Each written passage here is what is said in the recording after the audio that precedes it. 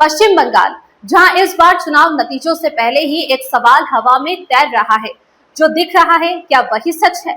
294 सीटों की इस जंग में बहुमत का आंकड़ा 148 है, लेकिन खेल सिर्फ नंबर का नहीं, एक ऐसे फैक्टर का है जिसने पूरे चुनाव को रहस्य बना दिया है, एसआईआर। और यही एसआईआर इस बार जीत हार का साइलेंट गेम चेंजर बन सकता है। एसआईआर बना चुनाव का सबसे बड़ा मिस्ट्री फैक्टर। 51 लाख नाम हटे, किसे फायदा किसे नुकसान? डेटा कहता बीजेपी आगे, लेकिन कहानी अधूरी। डर बना वोटिंग का सबसे बड़ा ड्राइवर। साइलेंट वोटर किसके साथ करेगा खेल? रिकॉर्ड वोटिंग बदलाव या वापसी का संकेत।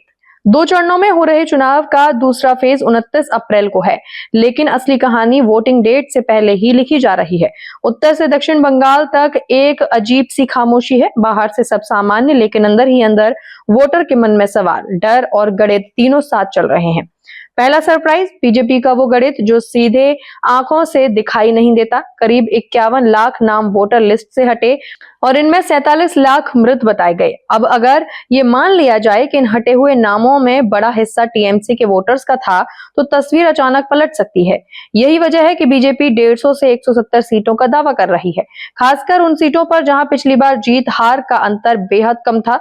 वहां छोटा सा बदलाव भी बड़ा धमाका कर सकता है। लेकिन कहानी यहीं खत्म नहीं होती।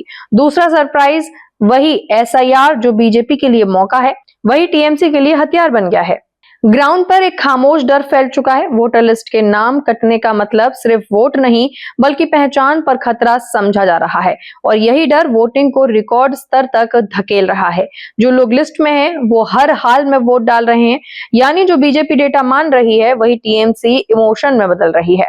तीसरा सरप्राइज, वो गुस्सा जो खुलकर नहीं दिख रहा।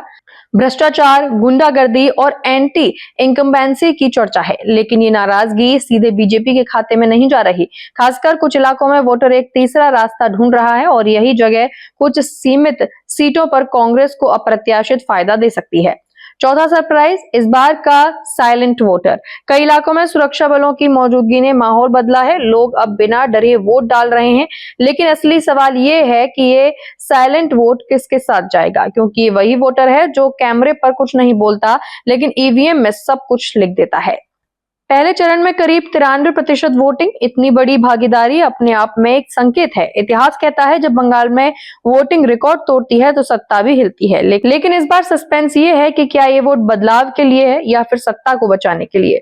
तो बंगाल की इस कहानी में 7 बड़े सरप्राइज छिपे हैं। डेटा बनाम डर, गणित बनाम भावना और साइलेंट वोटर बनाम खुला नैरेटिव। अब देखना यह है कि ईवीएम खुलने पर इनमें से कौन सा सरप्राइज सबसे बड़ा धमाका करता है, क्योंकि इस बार नतीजे सिर्फ सरकार नहीं, पूरा नैरेटिव बदल सकते हैं।